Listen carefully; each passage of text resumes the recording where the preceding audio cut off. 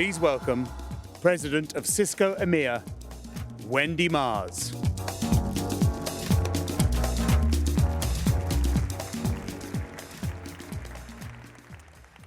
Well, welcome back, everyone. I know that we certainly asked you to have some fun this week, and you did that without a doubt. And I know that I did too, as we saw in those different sets of footage. We had this week just over 18,000 attendees, which really is incredible. So a big thank you to all of you for being here and your high engagement that you've had with all of us. It's really been incredible. And if we just take a look at some of the things that we've done over the past few days, I know a number of you have been engaged in certification examinations, 1,400 of you, and I hope that you did well. I sincerely did. I don't know if that's fun or not, but for some of you, I'm sure that it was. So well done there. In addition, we built some bicycles, over 50 actually for local charities. I had a go at building one. I hope it stays together. I just built the wheels along with some of my colleagues, so that was an amazing, fun activity as well. And in addition, we had a look through the umbrellas, the rain wall, and looking through those umbrellas, we were able to see some of the stories and the work that Cisco has done in order to positively impact 1 billion lives and the work that we're engaged in. This is part of the Global Citizen Initiative, and we signed up an additional 500 new global citizens, and you're here with us today. So a big, big thank you for that. It means a lot to us and our teams. And in addition, we have 3,200 labs completed, so you engaged in those, plan them up front and in advance, and hopefully that has helped you to learn more and to solve some of the challenges that you have within your environments and to engage. And DevNet continues to be an amazing way by which we learn more and work together and bring in new skills. So DevNet workshops, just over 2,500 of those, where you all had some activity within that. And also the cool Capture the Flag activity. So 800 Capture the Flag players. And I hear actually that some of you were so engrossed in it that you wouldn't leave the building last night when we were trying to go on to other things. So I hope you had some great fun doing that and some unique experiences. Now, you saw earlier the bronze and the silver award winners for our Customer Advocacy Awards. I'd like to say a big thank you and congratulations to our gold award winners. They're here on my left-hand side, your right-hand side. So congratulations to John, to Michael, to Vincent, Victor, Christoph, Stefano, and Wouter. Congratulations. Let's give them a round of applause.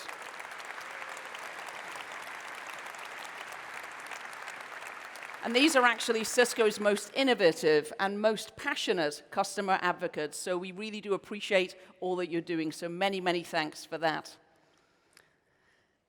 Now, also, if we take a look back, we have had a truly amazing week together. But now it's my absolute delight to introduce you to someone who is really cool and someone who loves technology. Now, you're going to have to bear with me for a couple of moments here. You'll have noticed when you came in, and some of you I saw were trying them on when you first got into the room, headphones that were on your chairs. So when you see this sign, which is not right now, put your ear protection on, then I would like you to put it on. Follow me, right? I will do the same. Then when you see this sign, which is take your ear protection off, that's when it's okay to remove it, all right? So I'm going to get my headphones. They're over here. And if you can please follow me and put your ear protection on.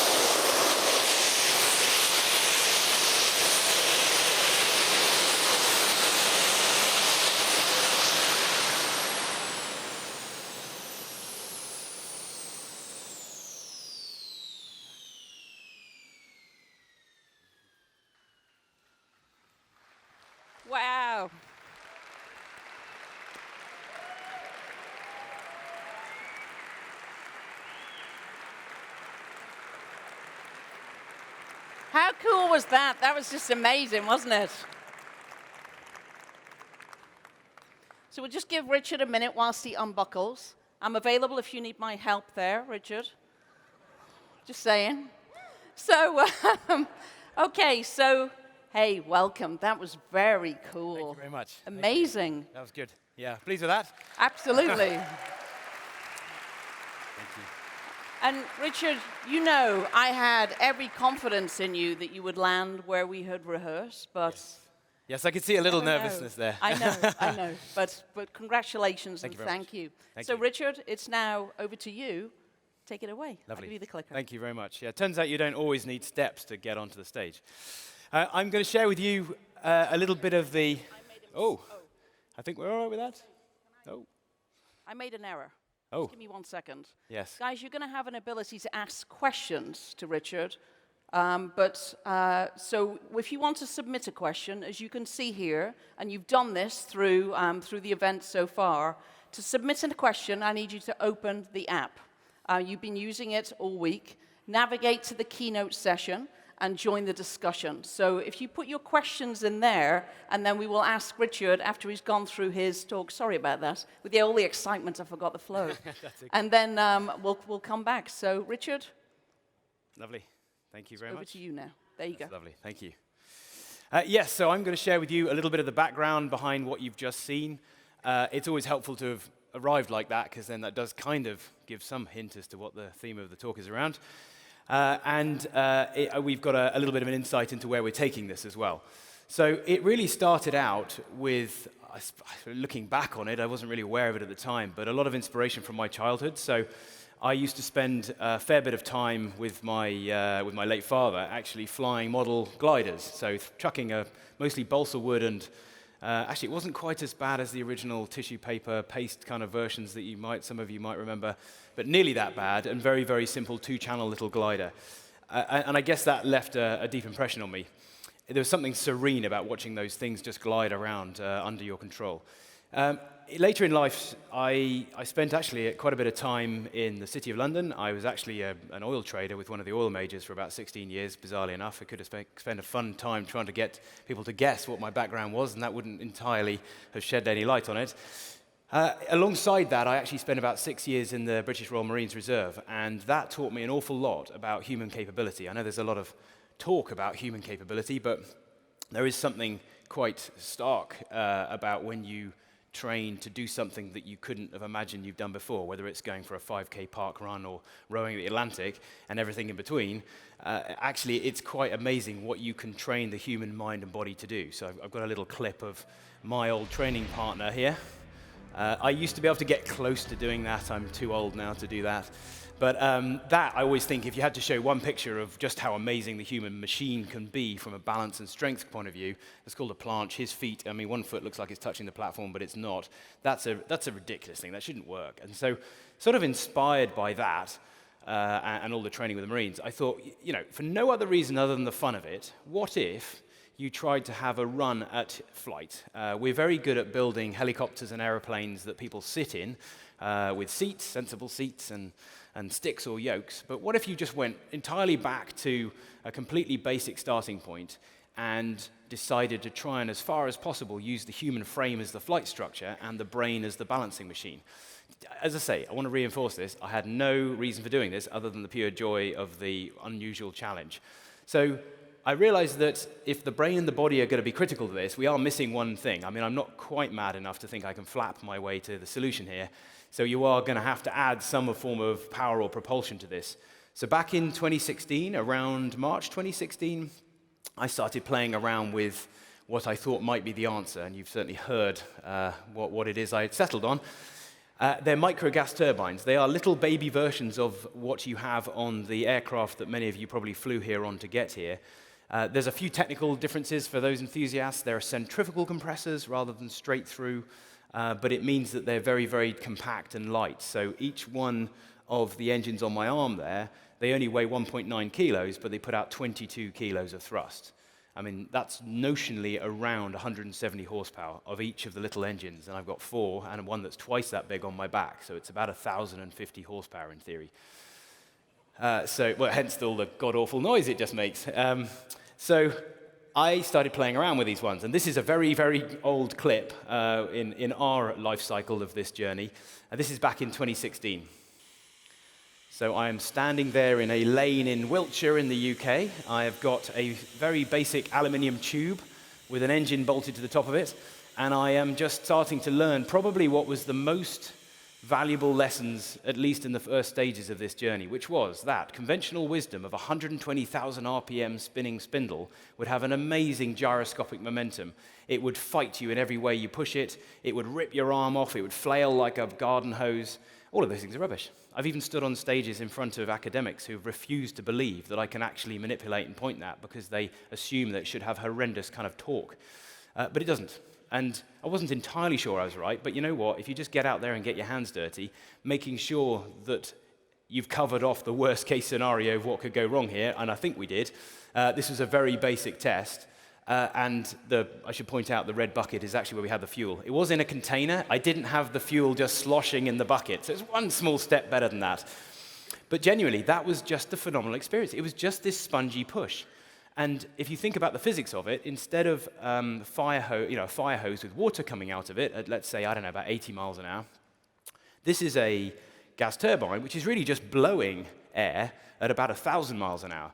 So the momentum, the force, is pretty much similar. It does feel, if you close your eyes and ignore the warmth and the noise, it feels like a spongy hose. So I thought, this has got some potential. So instead of just one, what if we got two? And I've upgraded the mop bucket now, so ditch that. This gives you some idea. So I'm now trying to resist about 50 kilos of push, and it is phenomenal. That was a big lesson. If you try and push with 50 kilos of force, that's really hard. As soon as you put it underneath you, unless you weigh less than 50 kilos, then actually that disappears. But it was quite interesting that it was very manageable once it was underneath you. The fact I was able to jump around and I wasn't flailing all over the place was really quite heartening. I thought, this is a pure extrapolation here. All I need to go and do is just keep adding more horsepower. So, well, guess what? I've shown you one, I've shown you two, so guess where we're going next? This is one of my favorite stages, because actually that was really quite fun. And I knew on paper I didn't have enough thrust to keep going up every time I jumped, but it was like being on the moon. You could jump and float about. And actually, it felt like your arms are really quite well suited to sort of automatically adjusting. If I fall to one side, what do I naturally do? I put my arm out. Well, if there's thrust coming out, it works even better. So that worked very well. This didn't work very well. This is using a tether, because it was a little bit annoying falling on that farmyard every now and then. So we tried to use a tether. The problem is that created effectively a fifth vector, which was even more troublesome when, as you can see now, I've put an engine on each leg as well, because the logic being your legs are designed to be load-bearing. They do that very well. The only thing is that the thrust is all underneath your weight, so it's quite kind of top-heavy. The thrust also hits the ground. I get asked about putting leg engines on all the time, so I'll cover it. The thrust hits the ground and tends to dig a hole in the concrete, even concrete, believe me, gradually, which isn't really ideal. Seriously limits where you could get. If I had it here, we'd have worse than the slightly kind of prickly patches on the carpet here. But the biggest problem, as you'll see from Eclipse in a minute, is that as soon as you feel that thrust come in, your legs feel like they've lost contact, or your feet feel like they've lost contact with the ground. And so you do this weird human reaction, which can be exhibited by holding a dog above a paddling pool, which is this pedaling motion. Humans do the same thing. You can find countless pictures of humans jumping off bridges and pedaling. I found that I ended up doing the same thing, and that really wasn't helpful when there's 22 kilos of thrust coming out of each leg, effectively. Anyway, before we really went into too much detail with the legs, we went back to the arms and thought, well, if we just go up and put more engines on, then surely that's enough. It kind of on paper was enough to fly, but it was a silly idea. This whole journey was about having an often quite crazy idea, quickly analyzing what would be the worst that could happen if it went wrong, as long as that wasn't permanent damage to us, anybody else, and didn't cost us too much to the point where we couldn't keep the journey going. We just got on and tried. And it's a common theme, as I say, that we've kind of perpetuated for the last 4 years or so. So this little model here, this is a bit like the one with the tether, but without the tether, so it was actually better. I'm trying to iteratively train my brain to feel what it's like and trust the idea of thrust under my legs. And the only way to do it was just sort of weirdly bunny hop around. Still not enough power to get off the ground, but it was, learning. There's no manual for this, unsurprisingly. And you can see I was very pleased with myself at the end of this because I hadn't fallen over, which was usually the outcome of a morning trying to do this at a weekend. There we go. I was very, very pleased with myself.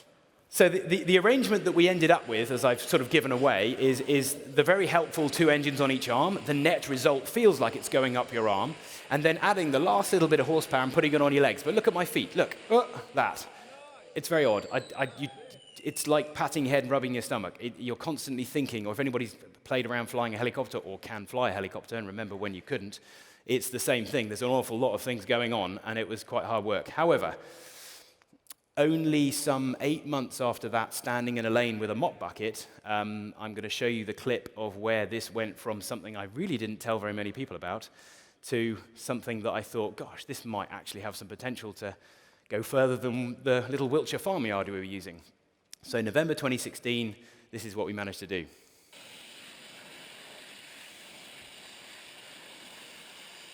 I'm still fighting that leg.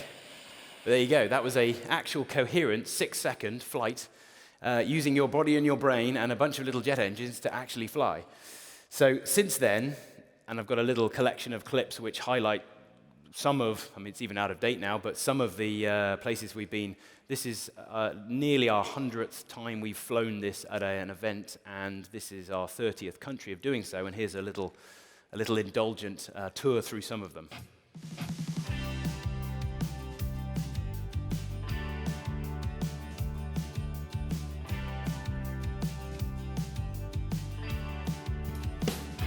So it's also worth pointing out that I sort of segued straight to the model, the design that's sitting right there, which is what happened with the leg engines was that we really got fed up with them for all the reasons I've described. So they gradually migrated up to my posterior, which was better.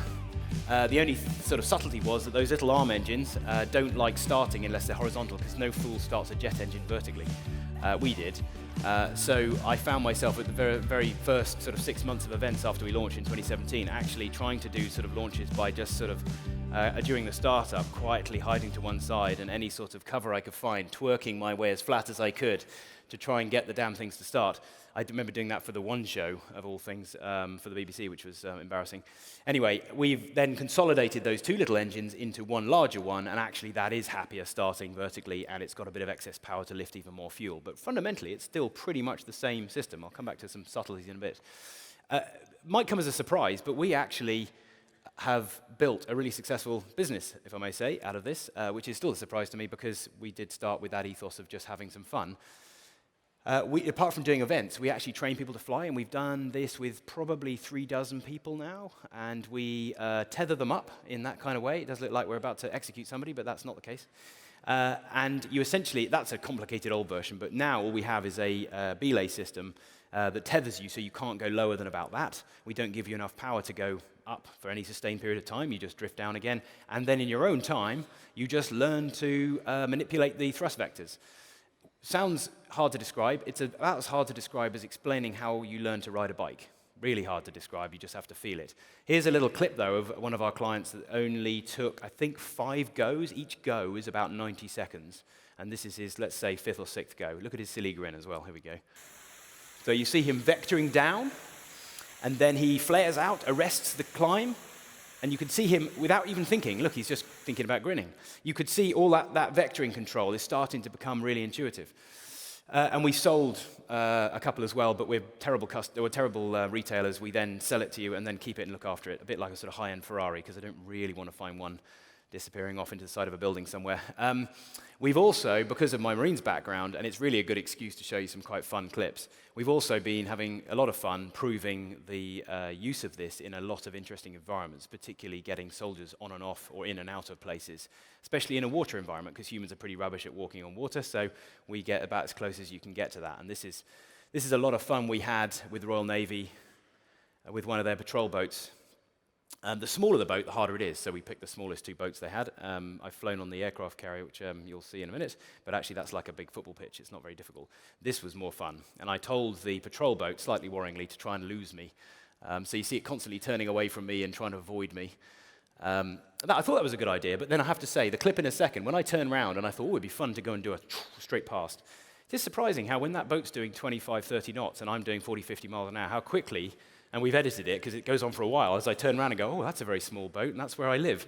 So it took me a while to get back to it. But this is nice here, where you can see, even though that boat is moving, and it was a bit blustery, see, I just really don't notice, and I've got 6 or 7 pilots in my team that could do that now, that didn't even bother taking the railings down. You can just sort of slide down and land. It's huge credit to how the human brain works, to be honest. And there's a couple more interesting little military ones as well. So it was suspected that there's no way I'll be able to fly near a hovering helicopter, let alone the Merlin, which is a big old beast. Turned out to be all right.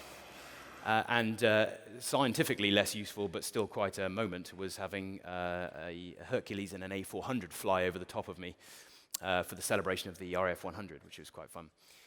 This little clip, I just gave the game away slightly. We thought we'd throw it in because I just kind of, I don't know, we wondered if we'd do this. I'd love to see if people put up their hands, how many people have seen the following clip. And the reason I ask that is because it was on LinkedIn and did nearly 7 million views. Hands up who saw that, who's seen that clip. What a fun bit of science. That's not bad, is it, really? Who would have thought? LinkedIn. Anyway, we just put that up there because we thought it was a bit of fun from an event we did with the MOD when the Queen Elizabeth, the first of the 2 new aircraft carriers, was out visiting Washington. And the embassy said, look, we've got a great idea. Get your beret out, go and scare all the inbound dignitaries who are coming in on these little shuttle vessels for this big celebration of the QE. And so I said, well, okay, I don't need asking twice.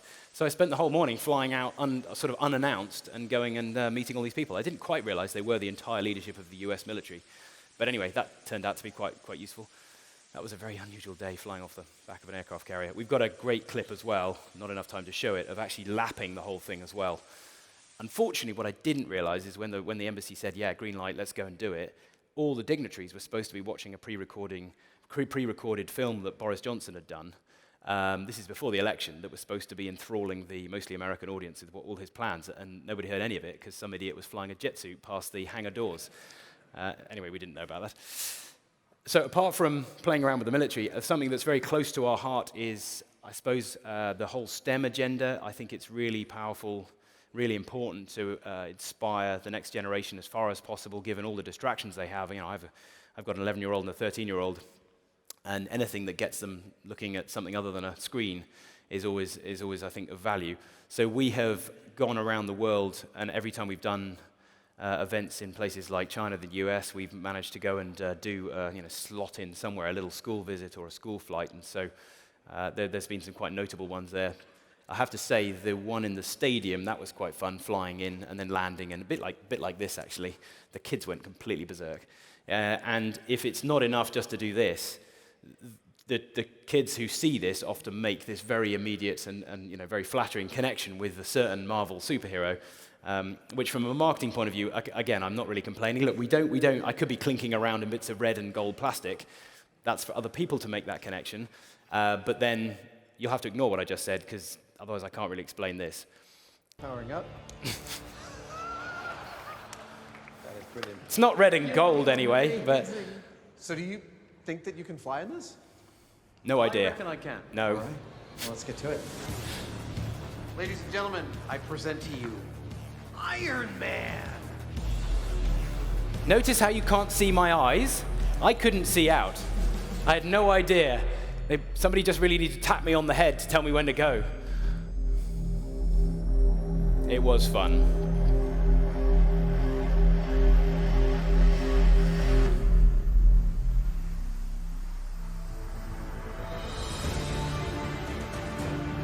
Notice all the looking down, trying to get some idea of where the ground was.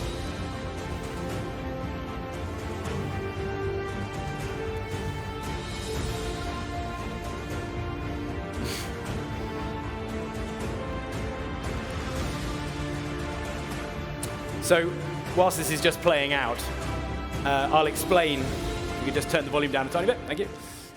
Actually, it was a really interesting project. Adam Savage, who many of you I'm sure are aware of from Mythbusters, and I met him at the original TED I spoke at. he had this ludicrous idea, let's sweet talk the original director of Iron Man to hand over the CAD files that they used in the film. There are CAD files, I guess they must have built the costumes from them. And let's go and print in titanium the entire suit.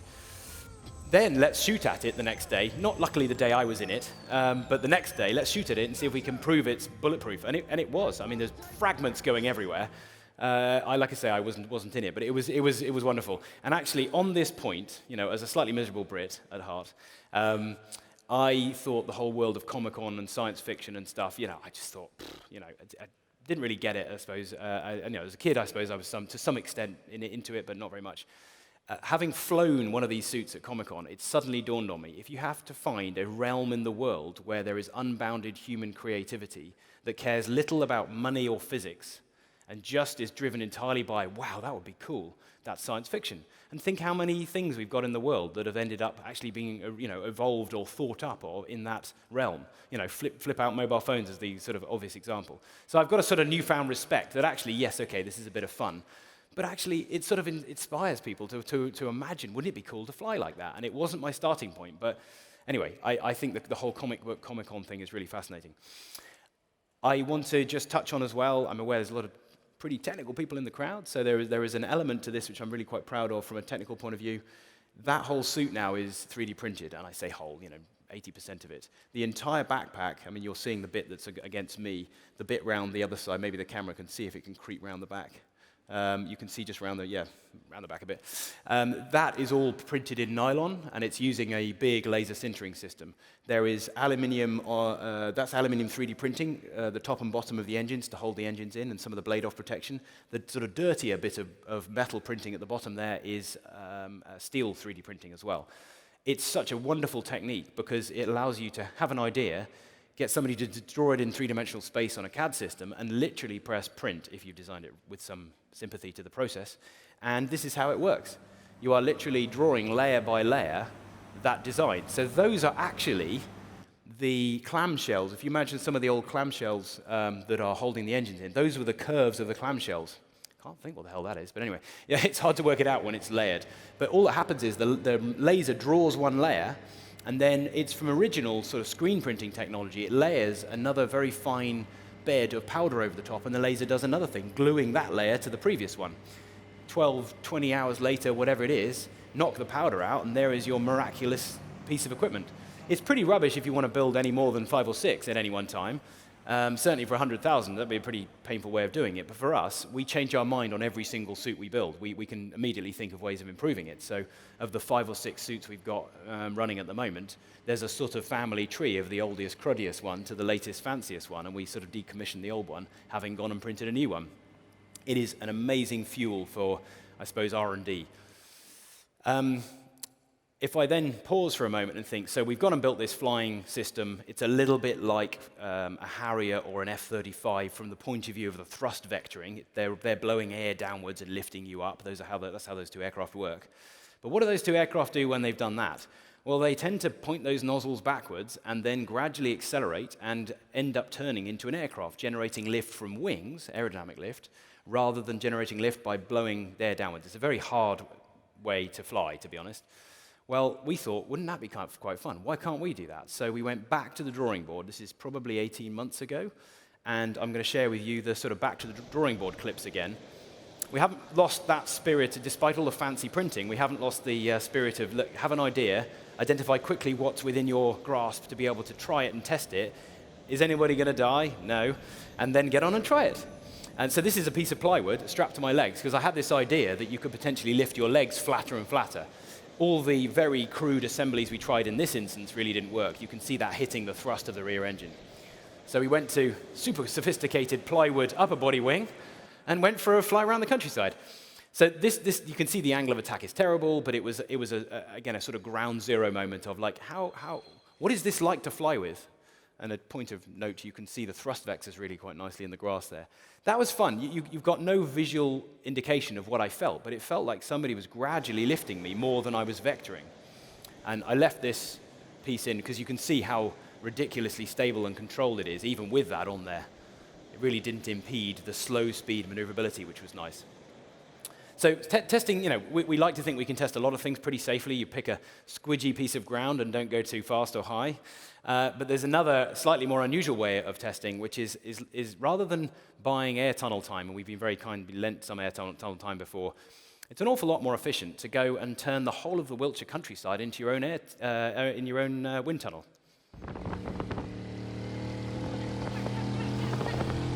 So pick a volunteer. It's a terrible wing, that. It was a massively thick section, but the idea was to start feeling in relatively clean air by going backwards, start feeling whether that wing was starting to do much. It was quite fun, and I never knew that horrible machine could go that fast backwards. We also built a 50% scale hang glider wing, same volunteer. I had great high hopes for that, and it just didn't work. It just didn't generate enough lift in the way we were looking at it when it was huge span, and you just got a tiny bit of turbulence on one tip, and it just felt like it was going to own your control, whereas we always want to be feeling like we're in primary control. Cutting a whole load of clips out of lots of fails and all sorts of mad things we tried. The BBC approached us a little while ago, I think it was the back end of last year, and said there was a mad German scientist who tried to send mail letters to the Isle of Wight, a little island south of the UK. It's only a couple of miles offshore.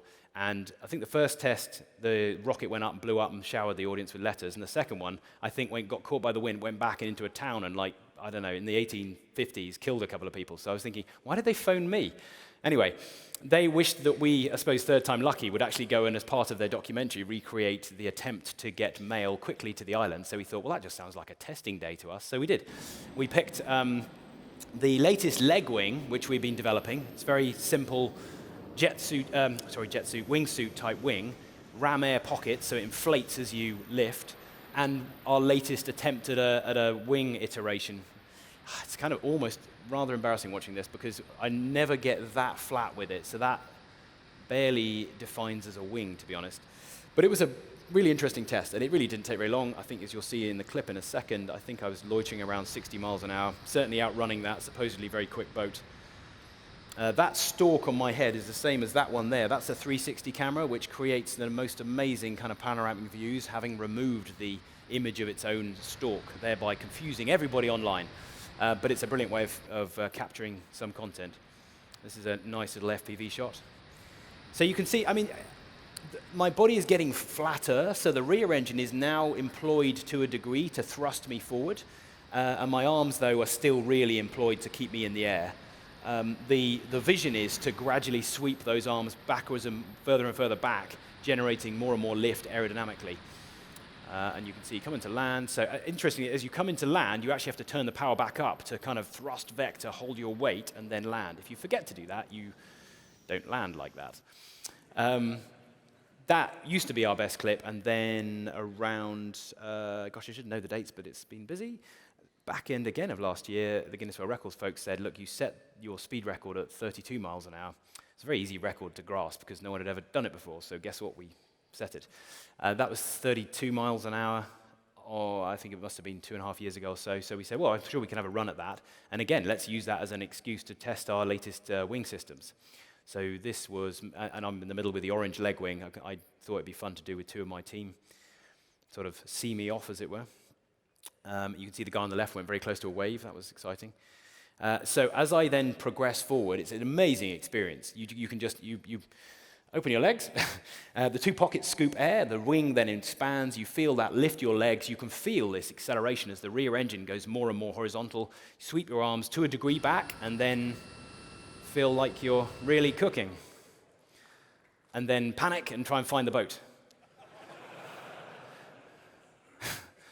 Because you do cover quite some ground. So that's 85 miles an hour, 135 kilometers an hour. We're only scraping the surface because those arms, as you notice, they're still mostly lifting me. So we've actually got a really nice little stubby, very aggressively swept, very aggressive dihedral wing, which is going to just, I think, pep up the amount of natural lift my upper body's creating to really allow my arms to be free. And then we really are going to have to nudge that power down, which is great because then you can go a lot further because you're not burning so much fuel, or choose to go insanely fast, which we're not going to do. Before we go any quicker than 85 miles an hour, we've actually got a load of work. I might even be testing it tomorrow back in the UK. We've got various different parachute systems, but they're designed to arrest forward speed rather than go really high. We don't go really high just because there's nothing up there just apart from risk. So I'm personally really excited about where we can go with this VTOL transition thing, because it hugely pushes open the range window. I mean, the suit at the moment, when I was just hovering there, gradually damaging the carpet, I'm burning around 4 liters a minute to do that. So I'm carrying usually 20 liters or so. When I'm in the cruise, I'm running already now, I can sit there at easily 50, 60 miles an hour quite comfortably, burning 25%, 30% less fuel, because I'm now flying more like an aircraft. So if we further enhance that principle, we can, I think, get a really interesting range extension. And which, when you really think about it, if I started off by saying Harriers and F-35s, how they fly, it's the same thing. I think the Harrier, when the British Air Force and the Navy had the Harrier, I think they could only hover for like 90 seconds or even less. They've since boosted the power. In fact, the Spanish ones actually, I think, have got a lot greater endurance in the hover. But fundamentally, they're very limited, and yet when they transition back into aircraft mode, they can go for an awful lot longer. So technically, I think that's really kind of fun. Now, it's pushing the safety aspects, so not only are we working on this parachute system, but also a whole bunch of buoyancy systems. We always fly over water with a water-triggered life jacket, and we've built into the latest suits a whole bunch of voids that are filled with foam. So that suit, if you threw that suit in a big tub of water, or in a swimming pool, apart from me being a bit sad, it would actually just bob around fairly neutrally. So it's not actually dragging you under the water. And then the life jacket's an additional aid. But I like the idea of even removing the possible risk of that water-triggered life jacket from failing, and actually having a solid foam kind of, I don't know, Tutankhamun headdress type assembly, which will also smooth the airflow and stabilize your neck and give you that permanent buoyancy. So all of these things we're beavering away in the background. We're not traveling, trying to perfect, because I think we might look back in 18 months, 2 years' time and think we really were in such a rudimentary, almost farmyard phase again, even with what we do now. So where is all this going? If I mentioned that we do events, which has been a great short-term kind of, great way of sharing what we do, all of that packs into 2 check-in suitcases. We've got a 3rd suitcase with some spares, and you just go on anywhere in the world with it, and that's hence the 30 countries. That's been a huge, of a huge value. We train clients as well to fly, and we have sold a couple, but as I say, with a lot of caveats. Well, actually, when you really take a step back and having seen the reaction of people, and you'll be the better judge than me saying this, but it's usually quite an unusual experience to see a human move around in that kind of way. Why not supersize it? Why not go and actually gather a whole bunch of our pilots from different backgrounds? They often tend to be gymnasts or there's a couple of stuntmen folks, there's all sorts of people, former pilots as well.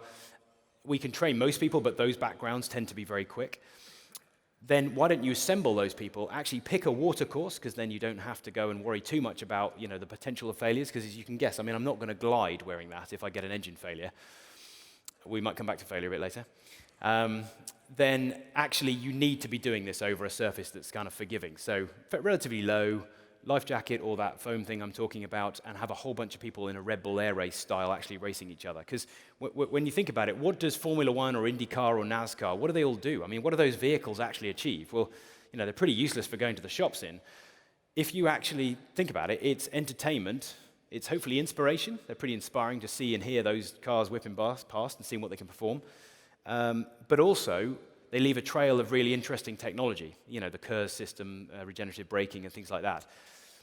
Well, why don't we have a little slice of that? So the clip I'm going to show you is a little teaser for something that's coming even as soon as the next 6 weeks' time. This is a pretty crude little teaser, but gives you some idea. Why not actually go racing these things 4 or 5 a year at a time around a pylon course and really use that as a mechanism, not only to accelerate the entertainment side, but really accelerate the R&D side. Because as soon as I say, mine's faster than yours, that's where you get the really big gain. So I'll share with this with you. It starts right now. Let's see what happens. Here he comes, here he comes. Absolutely crazy if he can make this move.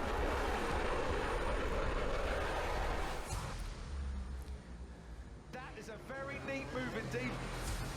He's still a little bit under pressure. giving it everything here. Is he going to go inside or outside? There's a terrific scrap here. At the moment, side by side. That is absolutely epic. Wow. We're on to the final lap of the race. Who's going to get it? Hangs onto the inside line, and they make contact. Oh no! That has totally destroyed his race. And some jet engines. What a dramatic final lap of the race.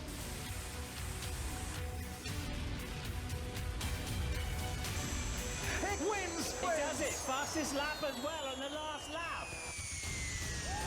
Oh my God, that was so sick. So that little voice you heard trailing off at the end there. Thank you very much.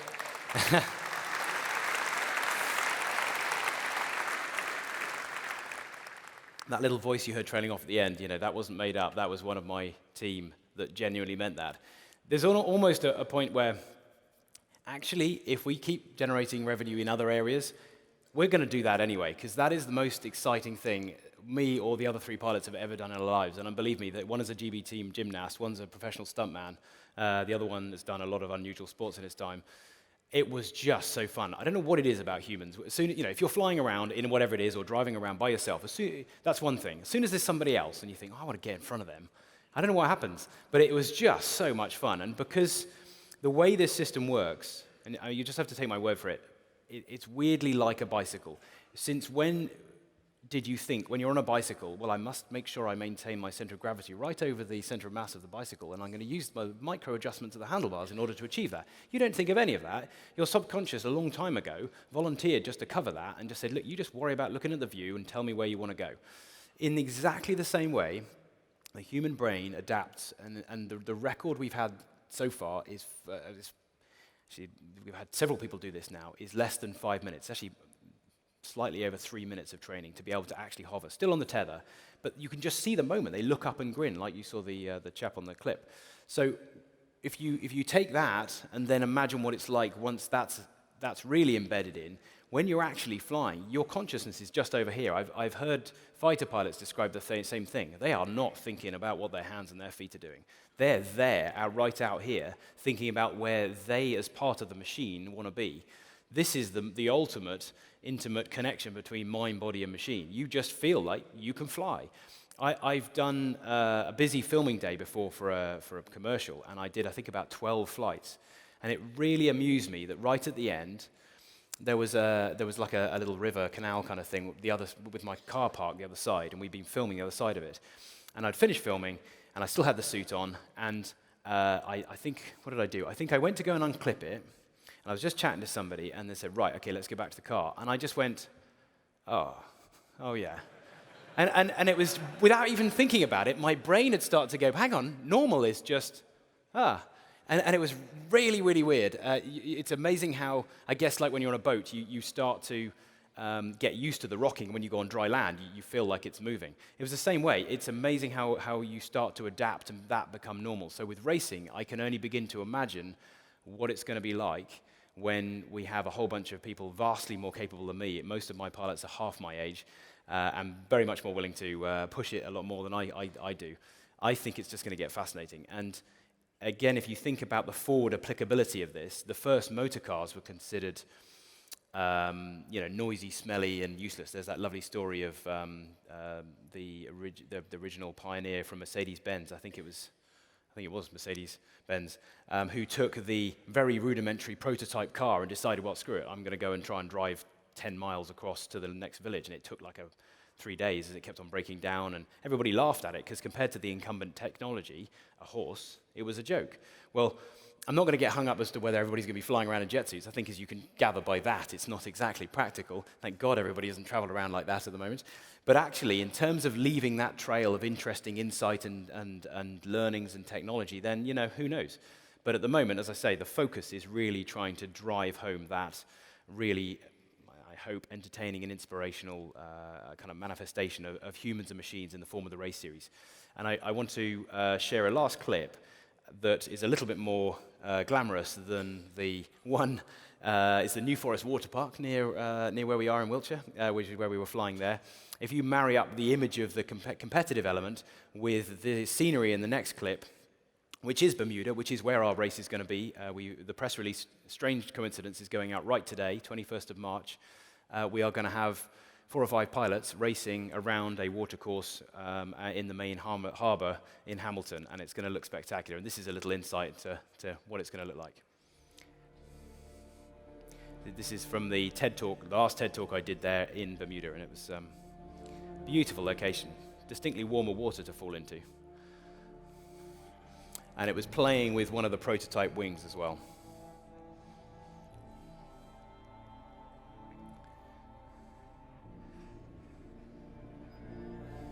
So you see the little ram air pockets as well, quite nicely there. And those fins on my legs, they have made all the difference. They're like a tail plane, the tail strakes, if you like. They help in the same way that the feathers on the back of an arrow keep the arrow going in a straight line. The yaw instability was terrible before then. That just, for the first time ever, I've been able to actually aerodynamically bank, which is the most ludicrous feeling. Just need to get a faster boat.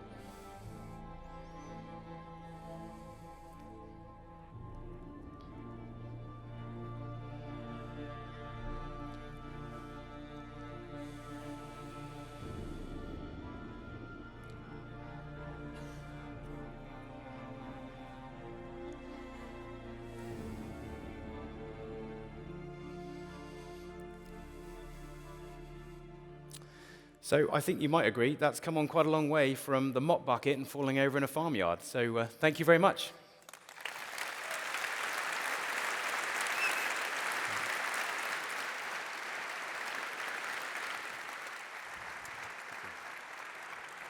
Well, Richard, or should I say Iron Man, that's just incredible, really amazing. Thank you. And, you know, from all of the clips that you've shown, just how things have progressed, which is amazing. But, you know, have things ever gone wrong?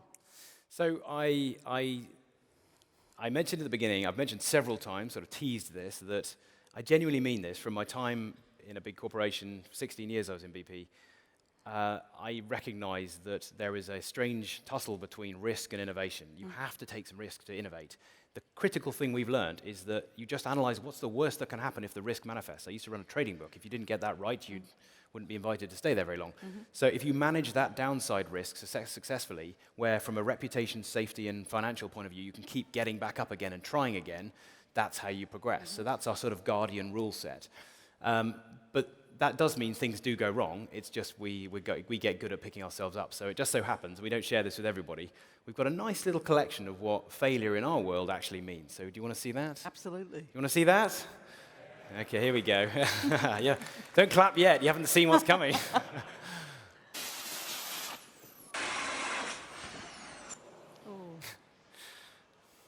That was the original Guinness World Records. A lot of these, there's nothing wrong with the equipment. It was learning, let's put it that way. Nothing wrong with the equipment, he just got panicked when he saw a flag. Compressor stall. Compressor stall for engine nerds out there. I knew the failure was coming there. That was very sad. I couldn't get to the beach in time. It's disappointing. This was a big one. Look at that. Whee. Imagine those in the race series, though. You can see the life jacket within a second. Comes straight out. It's used in the oil industry and everything. This was in the Maldives. Very annoying. They contaminated my fuel with fabric conditioner. This clip and this one are examples of when you bank an aircraft, you have to turn on the power to change your momentum. And 2 of my colleagues learnt that a very damp way. So you've seen one of these fails. This is the one you didn't see when we were filming the race series. And then you did see this one, but let's just enjoy it again when he goes in head first. Nothing wrong with the equipment here. He just jumped too early. Note to self, if you do a superhero launch, don't jump too early. And yeah. Ooh. That looked a lot worse than it was. I'm just very glad somebody put that large, squodgy ramp just right in the right place. So look, you know, it's impossible to make everything in life perfectly safe, but we are absolute guardians of trying to minimize that risk, because otherwise we just stop the journey. We can't get back up again and keep going. So. Fantastic. Well, should we see what questions we've got from the audience? Okay. How do you feel when you fly? Yeah, I do get this a lot. So it's very hard to describe it, but it is like that dream that you sometimes have, especially you have when you're a kid. It's definitely not as noisy as that when you dream about flying, but you do feel that strange, like you're able to jump and just float and you have complete three-dimensional freedom. I think as humans, we always look at the birds and think that must be quite cool. And without really thinking about it too much, we just grow up knowing that that's the rule. We don't own that bit, right? We always come back down here. For 2 to 3 minutes a time, that rule goes out the window. You are entirely free.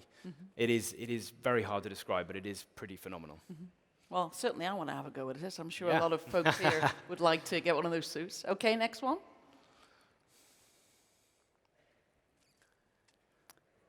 Is this being used for first responders or SAR?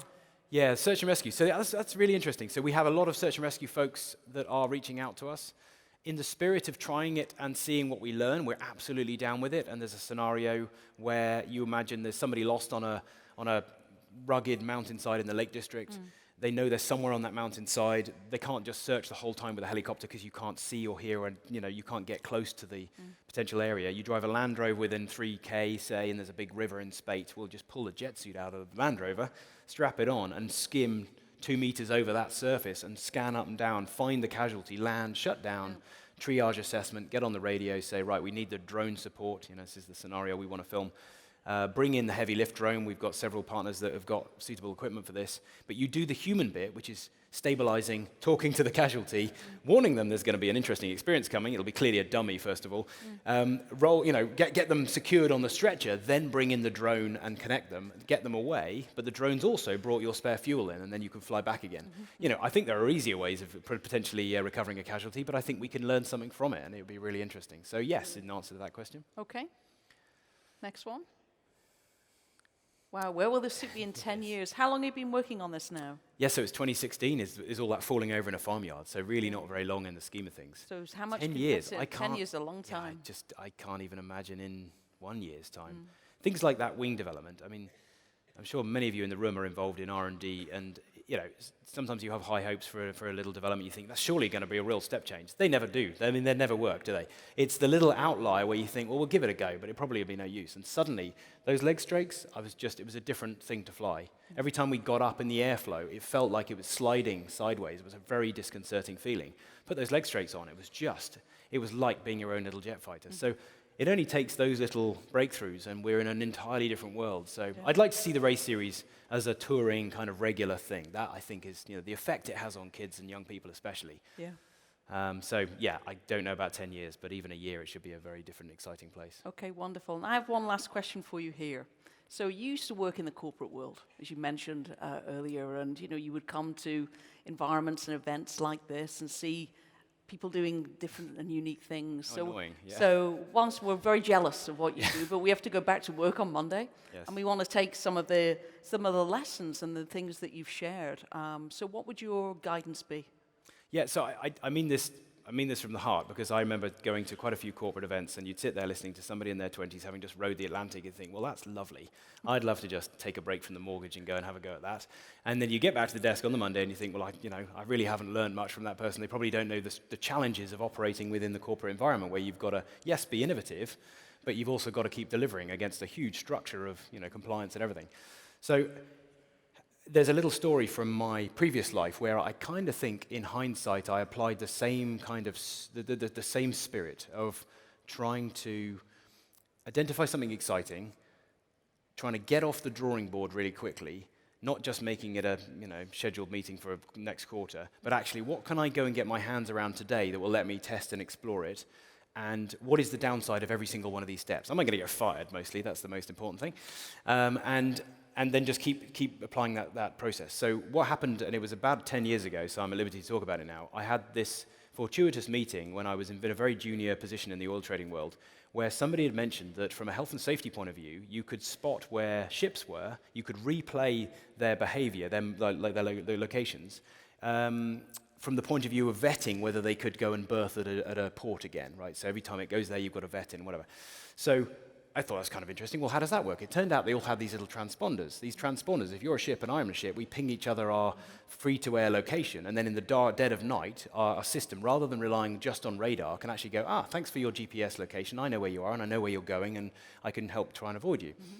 No one had realized that's really useful from a commercial point of view, because it had all grown up in the health and safety world. So to cut a long story short, I borrowed $20,000, properly borrowed, but my boss at the time didn't really know what I was doing with it, but I did borrow it. Built a very simple Google Maps kind of lookalike, which just had dots on a map, and this was with an external company. Managed to host it. I couldn't. This is your world, isn't it? I wasn't allowed to host it anywhere near the trading 4 nines, 5 nines, reliability arena. So some lovely good sport in South Africa who was looking after our intranet server said, "Yeah, whatever, stick it on there." I got the URL literally printed out. This dates it now. Printed out on bits of paper and put it all over the trading floor, and then went home.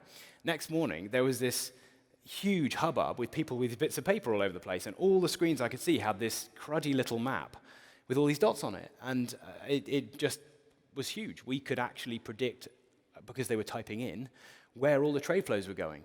So it was huge. I mean, if you go on any commodity trading floor today, you'll see people using that AIS-based data.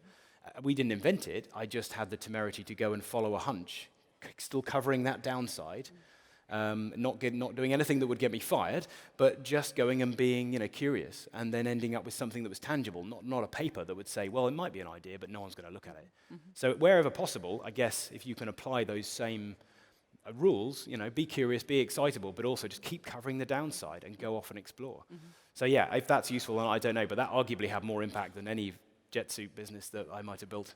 Well, listen, Richard, a huge thank you. You're an inspiration to us all with this fast failure, high innovate, and an amazing experiment that you've been doing that you'll continue with for some time. Thank you very much. Thank you. Thank you so much. Thank you.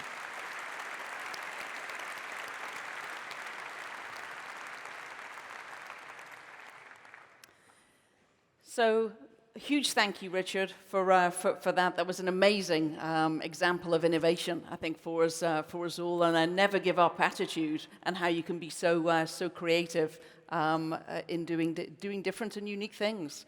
So we've got 2 things left to do.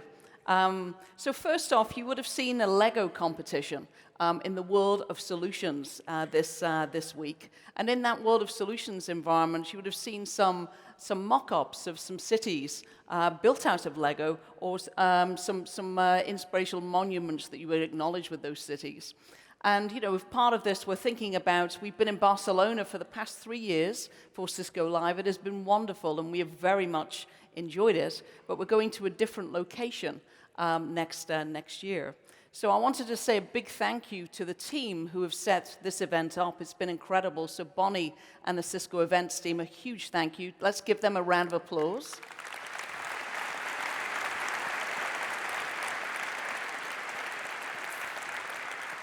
And a big thank you to Barcelona. And now I will reveal, drum roll,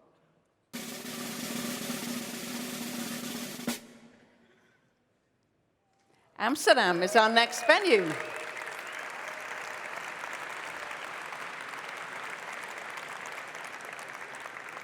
So we very much look forward to going to Amsterdam and experiencing some of the city there and what that has to offer. So the second thing I would like to do is to invite you now to join us at a party. So those of you, if you take a turn around, you will see at the back of the room, we have some folks arriving that have some bobbleheads with lights around. I would like you to follow those folks to the party, and we will have a fantastic time, and a big thank you to you all for being with us this week. Many thanks.